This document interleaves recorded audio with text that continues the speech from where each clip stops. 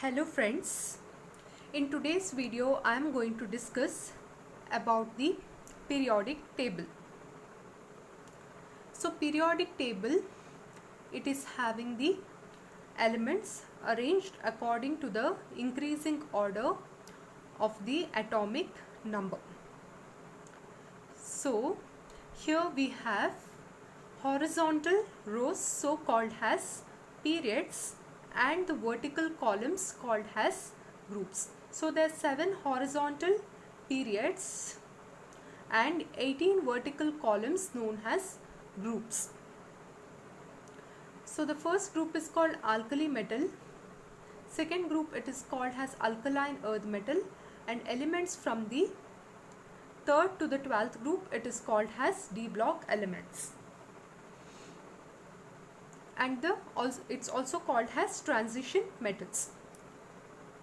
And the elements from 13th group to 17th group it is called P block element. Element of 18th group it is called as an noble gases or inert gases it is called as. It is because it is having an octet configuration, that is Ns2Np6, which we will be seeing later. So first group alkali metal, second group alkaline earth metal, they are very much reactive since they are having one electron in the outermost shell, and alkaline earth metal having the 2 electron in the outermost subshell. And this 17th group element is called as an halogen. They are having Ns2Np5 electronic configuration in the outermost shell. Then we have this F block elements. The elements coming after this lanthanum is called as lanthanoids. The elements which come after this actinium is called as actinoids. They are F block elements.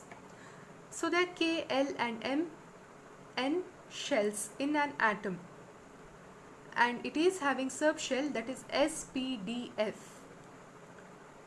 So if the electron is entering into S subshell it is called as an S block. If P subshell P block, D subshell D block, and F subshell F block elements. So this group 1 and group 2, they are very much reactive, donating the electrons, and they are metals.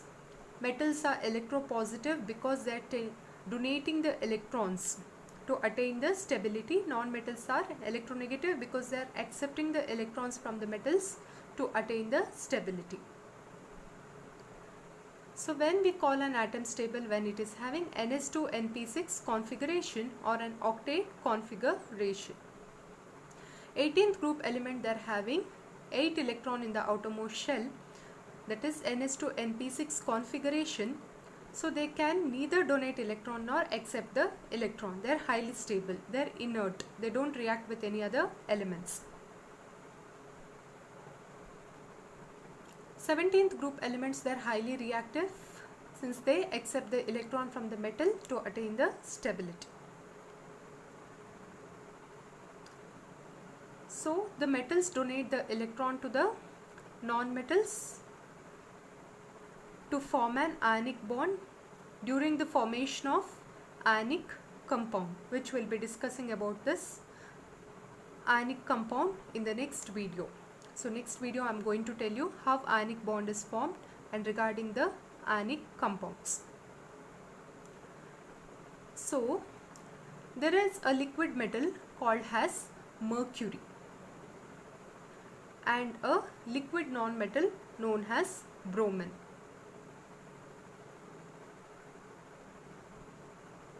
So atomic number 80 Hg, which is a liquid metal, and atomic number 35 bromine, which is liquid non-metal. So this 18th group element, they are gases which are highly stable and they don't react with any other elements. Halogen react with the alkali metals or alkaline earth metals to form ionic compounds. which are good conductors of the electricity in an ionic state. Metals lose their electron to form positively charged ions called as cation. Non-metals gain electron to form negatively charged ions known as anions. So both this cation and anion, they are brought together by electrostatic force of attraction.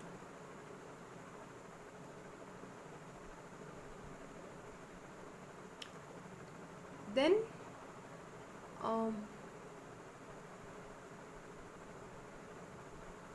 rare metals. There are some rare metals which are rarely seen in the earth. That is atomic number 21 scandium, 39 which is ytterbium, 57 lanthanum, and atomic number 71 lithium. They are rarely found. And there are some artificially synthesized elements too, which were they were synthesized in the laboratory, which is including rutherfordium, niobium, hafnium. They were artificially synthesized in the laboratory. So this is about the introduction on the periodic table.